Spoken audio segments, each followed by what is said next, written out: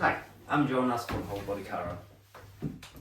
A common thing that my clients say is that I wish I could have an adjustment every day. I just feel that instant relief, so much freer for the rest of the day, and I just wish I could have more adjustment. And obviously, for most people, it's not possible to get an adjustment every day. So many people end up trying to sort of self-release, particularly the lower back. You see people trying to twist the spine like this, and sometimes they get some clicks and pops with that. But the problem is that I also get a lot of clients come in saying that I tried to self-adjust my spine and ended up moving the wrong way and actually hurt my back, and now it's a lot worse. So what happens when you twist your spine like that is basically, so if the hip is shifting forward like that, you will traction the segments at the top here, while the bottom gets compressed. So if you really crank around like that, you can hurt the joints on this side and you end up in an even worse position. So we're going to run through a way that you more safely can try to self-release your spine at home. And that's with traction. So you're not going to compress in the side, you're just sort of pulling it apart long ways, and that's a lot safer.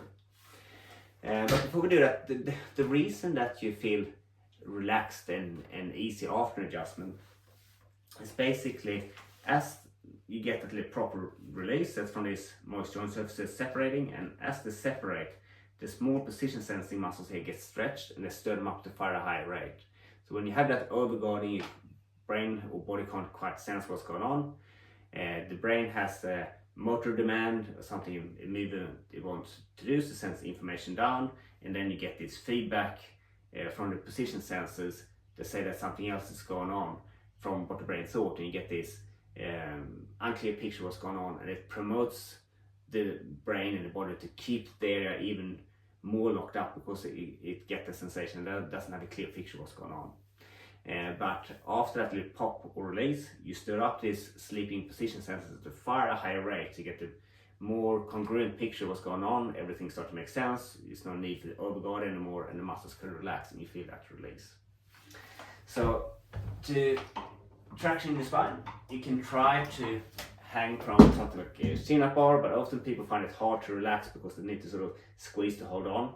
It's just hard to relax your back, so often easier is to hold on to something low and sort of traction down that way. So you could back up to chairs to each other and just hold the backrest and rest there, like that.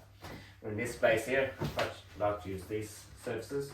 And so from here, I'm starting up high, and then try to elongate and traction the spine, rock from side to side.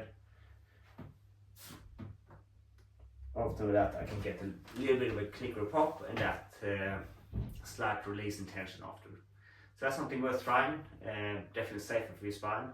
And the best thing obviously would be to book in, get the proper adjustments, so you can assess what's going on and realign it and stretch it in the right direction rather than in a way that might hurt you further.